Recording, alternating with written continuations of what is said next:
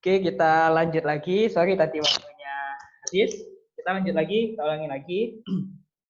Jadi di dalam tubuh manusia itu tidak dapat menghasilkan yang namanya enzim selulase, sehingga dia membutuhkan organisme yang dapat menghancurkan selulosa itu tadi. Yang dapat menghancurkannya atau yang dapat menghasilkan selulase itu adalah bakteri E. coli yang ada di usus besar manusia atau ada di kolon seperti itu. Jadi dia selain membantu pencernaan, membantu pembusukan makanan, dia juga menghasilkan enzim selulase yang fungsinya ini tadi untuk mencerna selulosa dan lain sebagainya.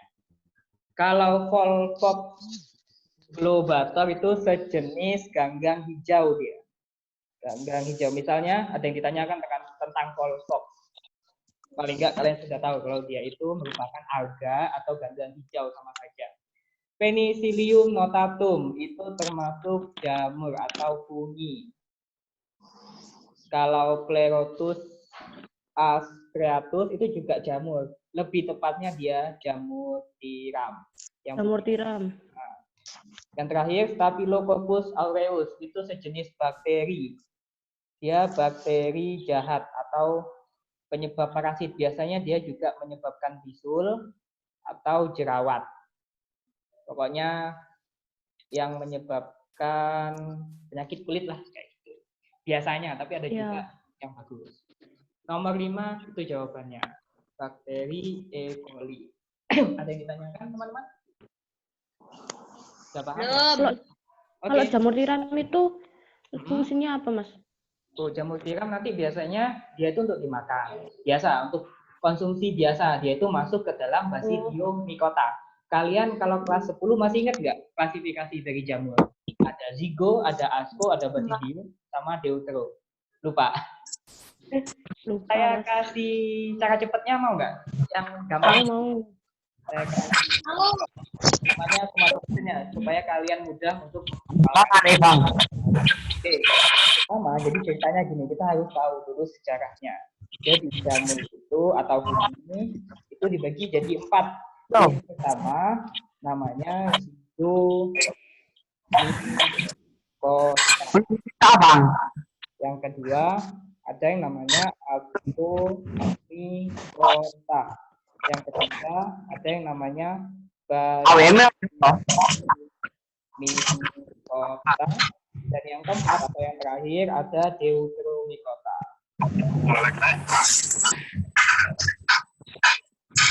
Oke, jadi jamur itu diklasifikasikan atau dibagi menjadi 4 ini, ingat ya, berdasarkan cara reproduksinya. Berdasarkan cara reproduksi. Jadi jamur itu bisa secara seksual ataupun aseksual kayak gitu. Kalau yang seksual dia nanti bisa dengan cara pelururan, kalau yang vegetatif atau aseksual dia bisa secara fermentasi atau dengan cara yang lainnya.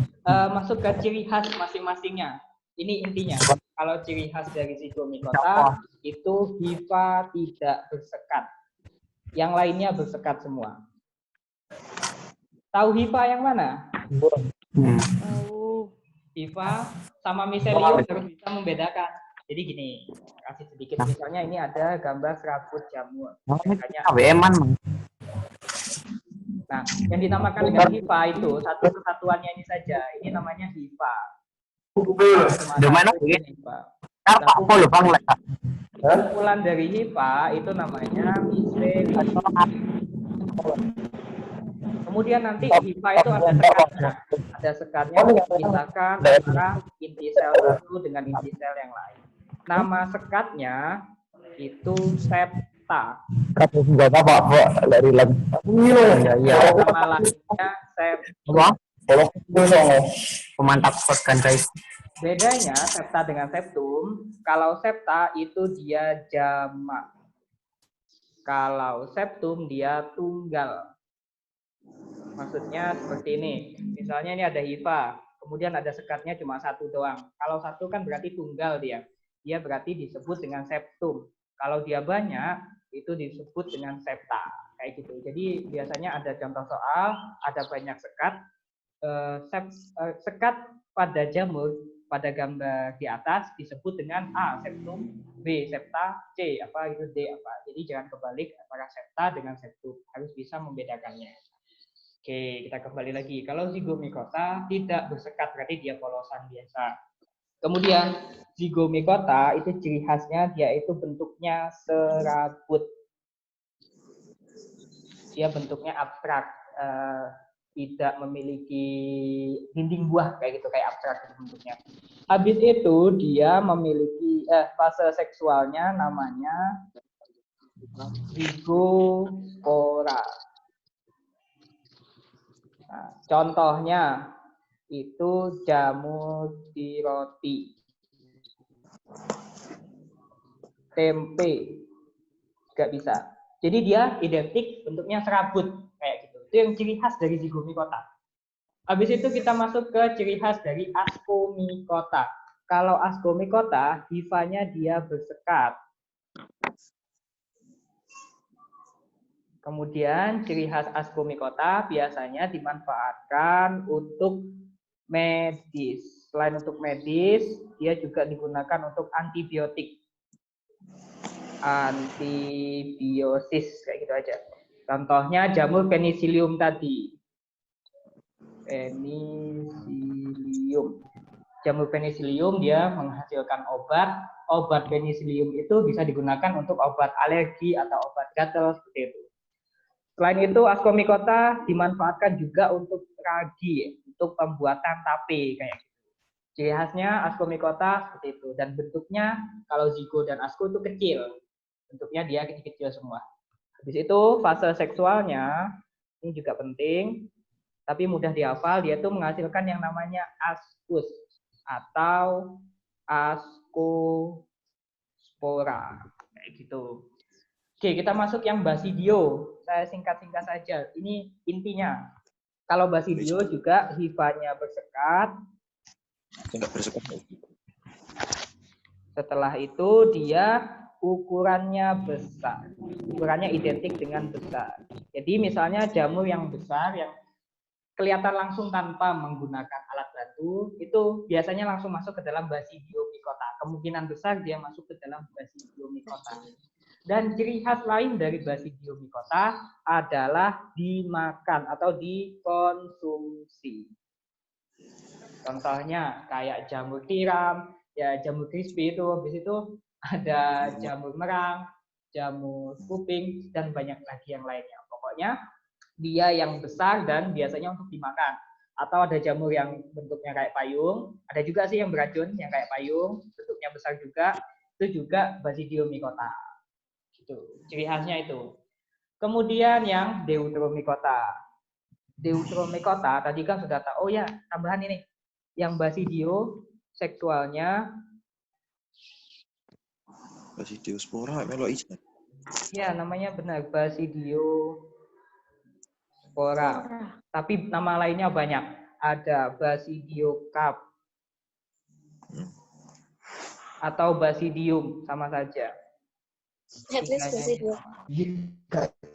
Kalau deuteromycota ini fase seksualnya masih belum diketahui. Tapi ketika sudah ditemukan penelitian kalau salah satu jamur deuteromycota bisa melakukan fase seksual, nanti dimasukkan ke dalam 3 ini tadi, sesuai ciri khas yang dimiliki masing-masing. Setelah itu biasanya yang deuteromycota sifatnya dia parasit. Contohnya panu.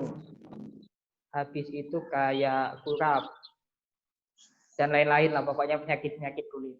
Itu yang membedakan zigo, asco, basidio, dan deuteromycota. Kalau nanti di buku dia hidup di tempat lembab, habis itu dia dinding sel dari zat kitin, itu nanti terlalu banyak, terlalu luas. Ini ciri khas saja yang membedakan dari keempatnya. Oke, kita lanjut ke soal tadi nomor 6. Kita mulai nomor 6. Zigot yang akan berkembang menjadi cadangan makanan atau nama lainnya itu endosperma merupakan hasil peleburan antara. Jadi kita harus tahu dulu bagian masing-masingnya. Gambarnya jelas nggak, Dek? Jelas. Jelas ya? Oke, yang satu ada angkanya itu namanya inti vegetatif. Inti vegetatif. 2 dan 3 inti generatif. Tinggal generatif 1, generatif 2 dan seterusnya kayak gitu. Setelah itu yang di sini. Nah, mulai dari yang Z ada 3. Z itu ada 3, yang ini itu namanya antipoda. Antipoda. Yang tengah, yang Y itu yang tengah, namanya inti kandung lembaga sekunder. Agak panjang namanya. Inti kandung lembaga sekunder. Namanya panjang sekali. Habis itu, yang X, yang paling tengah, di situ kan ada 3. Yang tengah itu sel telur. Yang kiri dan kanan, sama yang kanan, itu namanya sinergit. Pakai D, sinergit. Kayak gitu. Jadi di situ pertanyaannya untuk menghasilkan cadangan makanan. Jadi cadangan makanan itu dibentuk oleh inti kandung lembaga sekunder dan juga inti vegetatif. Jadi nanti jadi ini kan dari yang pertama keluar itu dari yang angka 1 ini tadi. Pertama dia masuk, dia akan membuahi yang ini. Atau menuju ke tengah, menuju ke inti kandung lembaga sekunder. Jadi 1 dengan Y akan menghasilkan cadangan makanan untuk perkembangan embrionya nanti. Menghasilkan endosperma. Kemudian inti sel generatif 1, inti sel generatif 2. Dia nanti akan ke sinergit. Yang 1 dan menuju sinergit, setelah itu dia akan membuahi sel telur. Jadi inti sel generatif di sini aja. 1 di sinergit. Kemudian yang satunya membuahi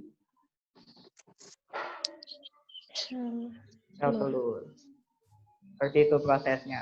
Nah, ini merupakan proses pembuahan pada angiospermae. Pembuahan angiospermae atau biji tertutup. Seperti itu. Jadi jawabannya 1 dan Y atau A di sini. Sampai di sini ada yang ditanyakan, teman-teman? Belum. Oke, kita lanjut. Nomor 7. Kecepatan enggak ya? Ya. Lanjut nomor 7. Perhatikan ciri tumbuhan berikut. 1. Memiliki sorus. Tahu sorus kayak gimana? Tahu sorus enggak? Enggak. Sorus itu kalian pernah lihat paku? Tumbuhan paku maksudnya? Pernah. Nah, jadi misalnya ini daun paku misalnya. Sorus itu kumpulan spora. Jadi dia yang bundel-bundel. Nah, ini namanya sorus. Kayak gitu. Itu namanya sorus. Satu-satu gini itu namanya sorus. 2. Gametofit lebih dominan. 3. Memiliki protonema. Protonema ini di lumut. 4. Memiliki tulang daun sejajar. Oke. 5. Tingkat sporofit lebih dominan. Dalam ini paling dalam hidupnya. 6. Memiliki protalium. Kalau protalium itu ada di paku. Paku-pakuan kayak ini. Berdasarkan data di atas, ciri tumbuhan Bryophyta yaitu, saya tanya dulu, Bryophyta tahu apa enggak itu apa? Bryophyta. Ya, itu tumbuhan apa? Bryophyta. Sama Pteridophyta. Ini cuma nama lainnya doang, kalian pasti tahu. Kalau Bryophyta itu lumut. Kalau Pteridophyta itu paku. Cuma nama latinnya saja. Itu. Oke, berdasarkan data di atas, ciri pertumbuhan Bryophyta. Kita harus tahu dulu metagenesis atau daur hidup pertumbuhan dari lumut. Oke, lumut itu yang pertama, saya ingat dulu, spora. Dia mulai dari spora dulu. Habis itu dia akan menghasilkan protonema. Setelah itu baru jadi tumbuhan lumut. Nanti jadi dua, antheridium sama archegonium. Oh ya teman-teman, pesan saya ini nanti dalam hidupnya catat ya. Soalnya biasanya saya pernah menemukan soal UN yang bentuknya seperti ini. Jadi salah satu bagiannya itu dikosongi, dikasih tanda tanya. Biasanya kayak gitu. Kalau antheridium itu jantan, berarti dia menghasilkan sperma. Archegonium dia menghasilkan ovum. Ovum dan sperma bertemu menghasilkan zigot. Setelah itu kalau nggak salah sporogonium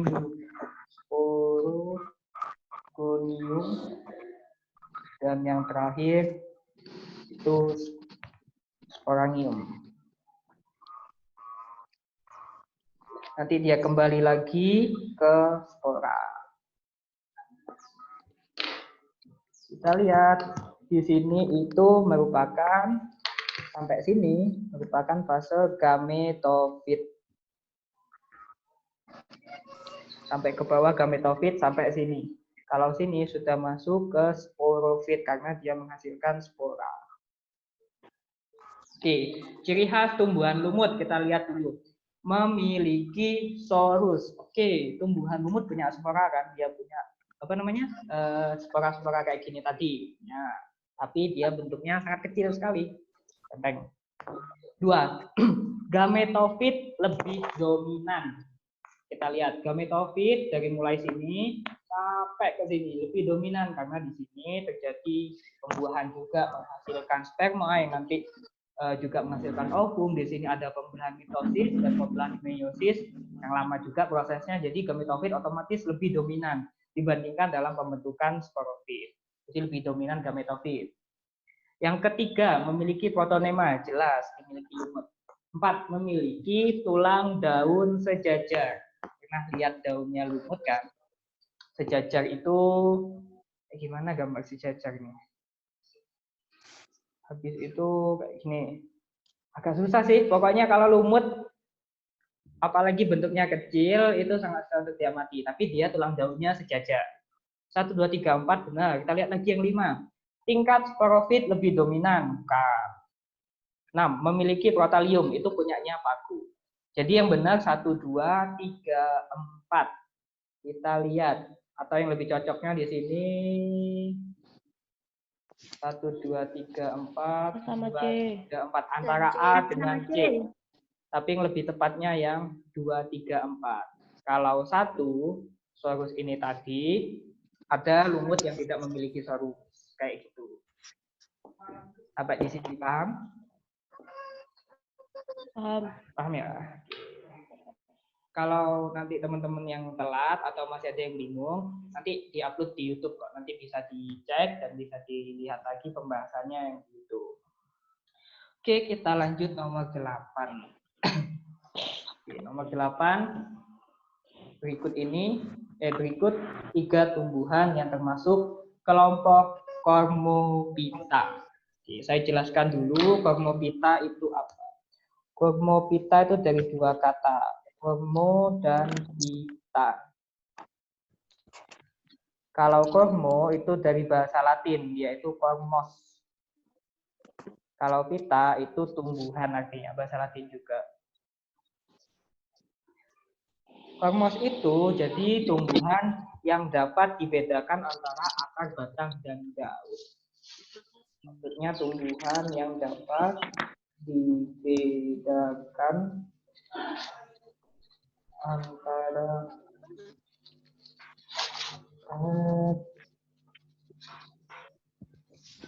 dan daun. Itu dinamakan dengan Gormophyta. Jenisnya banyak sekali Gormophyta, kecuali kayak lumut itu bisa dibedakan antara akar, batang, dan daun. Kalau lumut itu nanti dinamakan dengan talus, kayak gini, talus biasa. Kalau sudah ke Pteridophyta atau nanti ke dikotil, monokotil, atau spermatophyta, itu nanti sudah bisa dibedakan antara akar, batang, dan juga daunnya. Jadi dia termasuk ke Gormophyta. Oke, kita lihat soalnya.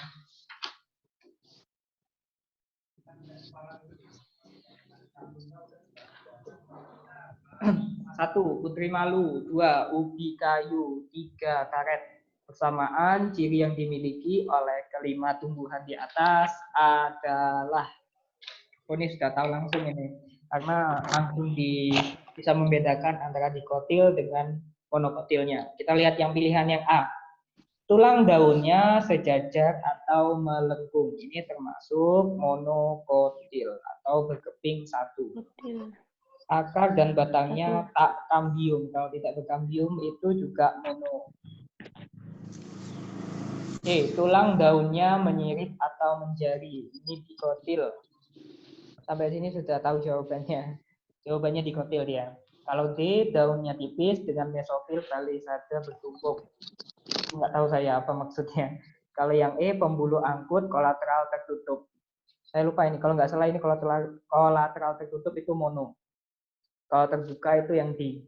Oke, kita harus tahu dulu jenis daunnya. Kalau monokotil itu daunnya sejajar dan melengkung.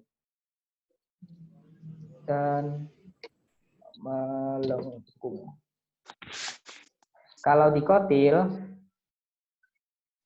itu daunnya menyirip dan menjari.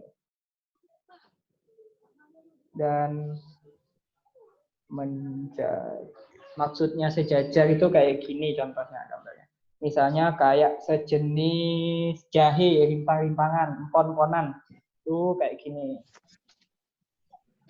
Atau bambu, tebu juga bisa. Itu sejajar. Kayak gini. Kalau melengkung itu contohnya kayak daun sirih, melengkung. Melengkung itu kayak daun waru juga bisa. Melengkung dia bentuk daun.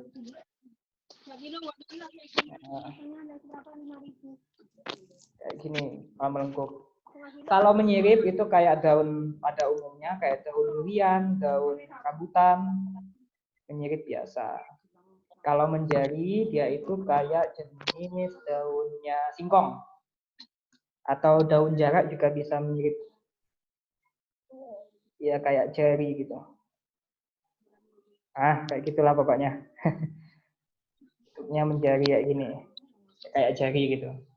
Itu perbedaan dikotil dan monokotil. Ubi kayu dia menjari, karet juga menjari. Putri malu dia itu menyirip daunnya. Jadi dia termasuk ke dalam dikotil. Jawabannya yang C. Ada yang ditanyakan? Tidak? Tidak ya. Kita lanjut ke nomor 9. 9. Oke, manusia yang senang makan daging sapi yang dimasak dengan tidak sempurna bisa terinfeksi cacing pita. Hal tersebut bisa terjadi karena daging tersebut mengandung. Kita lihat di situ. Oke, langsung saja ke daun hidupnya. Cacing pita. Biasanya kalau soal SBMPTN itu nanti yang ditanya ada berapakah inang dari cacing pita, biasanya lebih jauh lagi pertanyaannya. Jadi analisisnya lebih tinggi. Kalau nomor 9 ini langsung ke daun hidup. Oke, yang pertama daun hidupnya itu dia ada di keong air atau namanya trogloid. Sejenis keong air, di dalamnya itu terdapat telur cacing. Oleh cacing yang keluar bersama feses.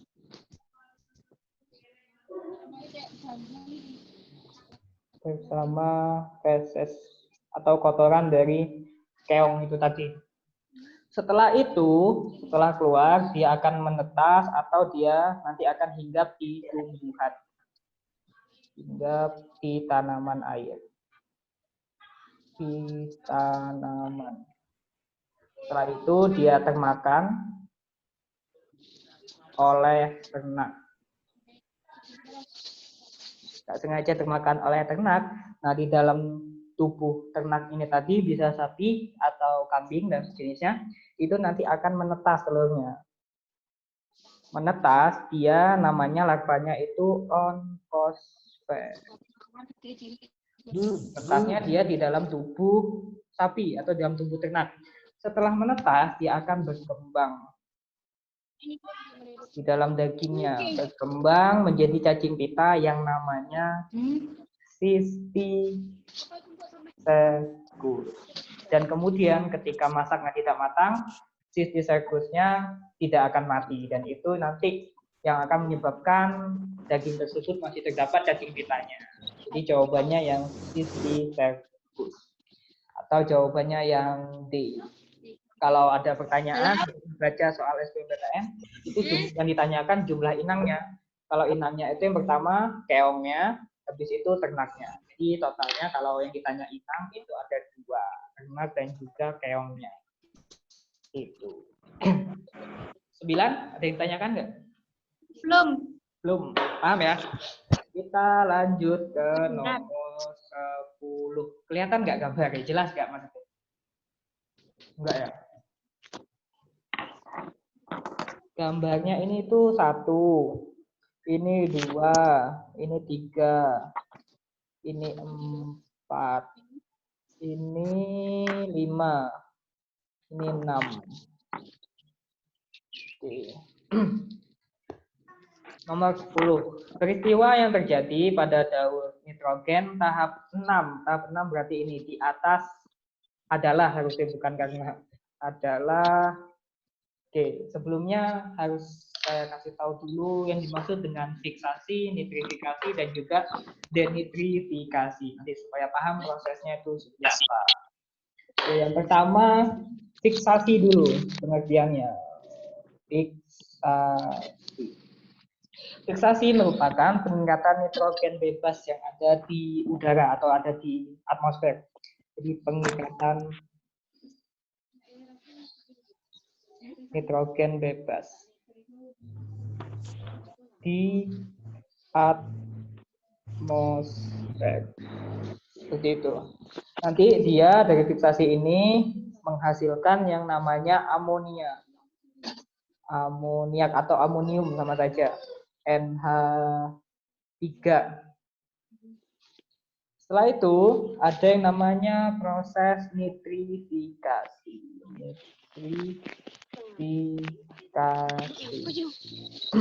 Kalau nitrifikasi itu pembentukan nitrat dari senyawa amonium. Senyawa amonium ini tadi atau amoniak, dia dibentuk menjadi nitrat. Pembentukan nitrat. Nitrat dari amonium. Jadi nitrat diubah jadi nitrit dulu. Pembentukannya dari mulai nitrit, habis itu ke nitrat. Amonium, nitrit ke nitrat. Seperti itu. Habis itu yang terakhir, denitrifikasi. Denitrifikasi itu reduksi asam nitrat.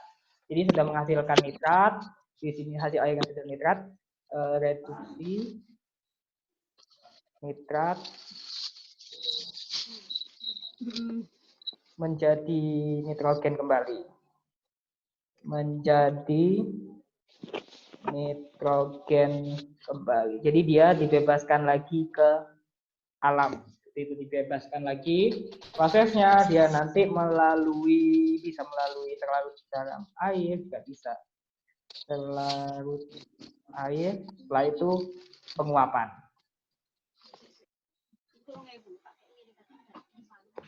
Nah, itu.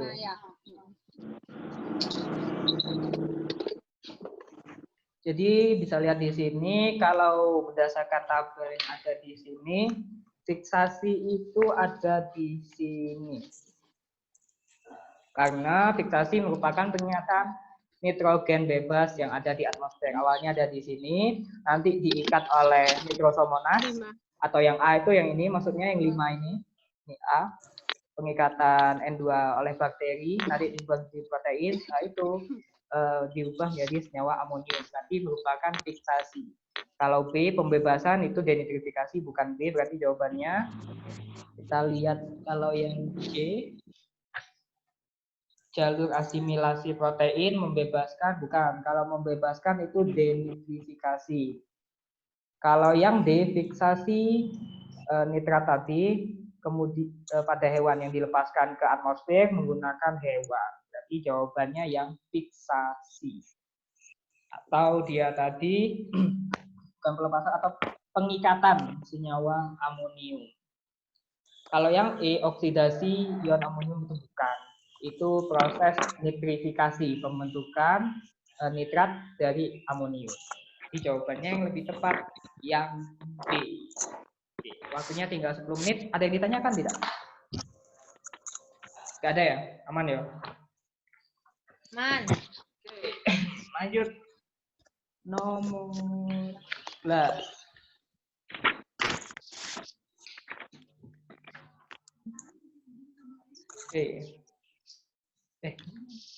Nomor berapa tadi kan? Nomor 11-nya masih di sini. Sorry. Ini nomor 11. Kita mulai. Proses yang ditunjukkan dengan huruf X. Sini. X itu CO2 yang ada di udara diserap oleh tumbuhan hijau. Itu sudah jelas merupakan proses fotosintesis. Fotosintesis. Kita lihat di pilihan jawabannya. Proses yang ditunjukkan dengan huruf X. Yang pertama, pengubahan senyawa organik menjadi anorganik. Karena CO2 itu merupakan, dia itu senyawa anorganik. Jadi bukan pengubahan, tapi nanti dia itu pembentukan lah kayak gitu. Kita lanjut. Yang B, oksidasi zat menghasilkan zat anorganik. Bukan proses oksidasi, dia itu kayak pemecahan atau hidrolisis. Dia nanti bisa memecahkan CO2, diubah-ubah menjadi seperti energi, habis itu menjadi glukosa dan lain sebagainya. Dekomposisi apalagi, bukan. Hidrolisis untuk sintesis zat organik, itu bisa jadi.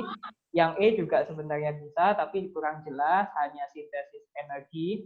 Yang lebih tepatnya adalah hidrolisis untuk sintesis zat organik.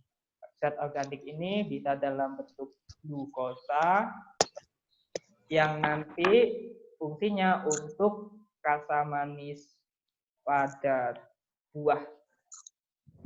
Itu ini namakan zat organiknya. Misalnya ini tanaman, di sini ada buahnya, di sini sinar matahari. Ketika terjadi fotosintesis, nanti tumbuhan menghasilkan O2 atau oksigen, juga menghasilkan ATP, energi dalam bentuk ATP, adenosin trifosfat, dan juga menghasilkan glukosa. Glukosa ini nanti disalurkan ke buahnya supaya rasanya manis. Seperti itu. Jadi jawabannya yang tepat yang D. Oke, kita lanjut. Ada yang ditanyakan nomor 11? Nggak ada ya? Oke, kita lanjut ke nomor 12. Paus, cakalang, tuna, ikan sedang, kakap, ikan kecil, udang. Ada fitoplankton dan zooplankton. Tahu bedanya fitoplankton dan zooplankton? Hewan dan hewan. Oke, fitoplankton itu merupakan jenis plankton yang mirip tumbuhan, sedangkan zoo itu mirip hewan. Kalau yang di SpongeBob itu, kira-kira mirip hewan apa mirip tumbuhan? Plankton. Mirip tumbuhan.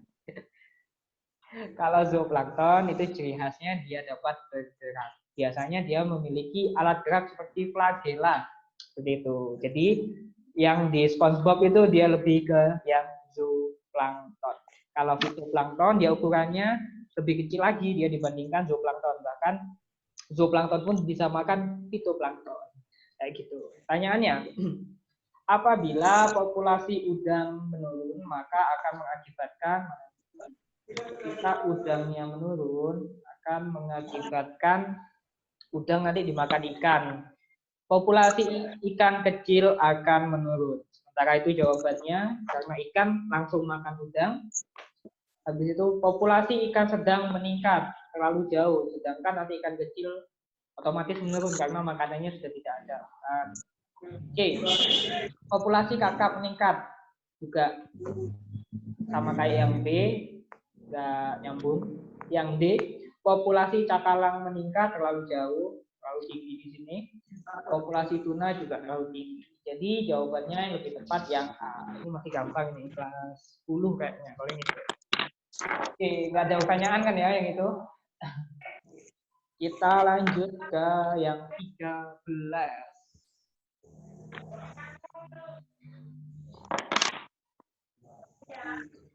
Oke, yang nomor 13. Pengendalian hama lebih baik dilakukan secara biologis daripada dengan bahan kimia. Sebab kita harus tahu dulu pengendalian secara kimia, habis itu pengendalian secara biologi itu yang seperti apa. Kalau yang secara kimia itu dia membunuh hewan lain karena dia pestisida itu dia tidak bisa memilih siapa mangsanya. Jadi ketika disemprotkan, otomatis yang kena cairan pestisida itu akan mati, membunuh hewan lain. Selain itu, kalau menggunakan yang kimia, dia akan juga bisa kalau disemprotkan ke tanaman dan nyucinya nggak bersih, pestisidanya nanti juga ikut termakan oleh manusia. Selain itu juga dia dapat ketika ada yang membunuh hewan lain, nanti otomatis ekosistemnya akan rusak atau terganggu lah minimal. Itu yang diakibatkan oleh kimia. Kalau yang biologi, dia itu merupakan agen pemangsa alami. Pemangsa alami atau dia sebagai predator alaminya. Kemudian dia pasti akan menyerang tepat pada sasaran, tidak menyerang yang lain. Contohnya misalnya ingin menghilangkan hama tikus, bisa dengan memelihara burung hantu. Dan burung hantu juga tidak mungkin akan merusak padi seperti itu. Jadi ini yang dinamakan dengan pengendalian secara yang biologi. Kita lihat di pilihan jawabannya. Pengendalian hama secara biologis lebih murah. Bukan. Zat kimia merusak peralatan. Tapi bukan ini jawabannya. Pengendalian secara biologis tepat sasaran, lebih tepat. Kita lihat yang D. Pestisida dapat membunuh organisme yang bermanfaat. Ya, tapi ini kalau yang kimia misalnya. Kekurangan yang kimia. Kalau yang E, pengendalian secara biologis lebih berhasil. Sebenarnya belum tentu juga sih, tapi lebih tepat sasarannya itu pasti. Jawabannya yang C. Ada yang ditanyakan? Tidak ada? Lanjut ke nomor 14. Waktunya 2 menit. Nomor terakhir. Nomor 14. Jenis sumber daya alam yang dapat dimanfaatkan manusia karena dapat menghasilkan energi air terjun, cahaya matahari, minyak bumi, angin, dan batu bara. Agar sumber daya alam dapat dimanfaatkan dalam jangka panjang, faktor yang perlu diperhatikan adalah, kita harus lihat dulu yang A. Eksploitasi sumber daya alam harus diatur menurut batas regenerasinya. Jadi misalnya ada air terjun di situ, jadi kalau lama-lama digunakan nanti air terjunnya juga akan rusak atau nanti tidak dapat beregenerasi. Jadi harus tahu waktu regenerasinya itu yang tepat bagaimana. Sementara jawabannya yang A. Kalau yang B kita lihat, perlu dikelola untuk memperoleh manfaat bagi sekelompok manusia. Di sini saja sudah jelas kalau salah. C. Pemanfaatan sumber daya alam semaksimal mungkin. Seperti yang saya bilang, kalau semaksimal mungkin, lama-lama nanti juga akan rusak. D. Pembinaan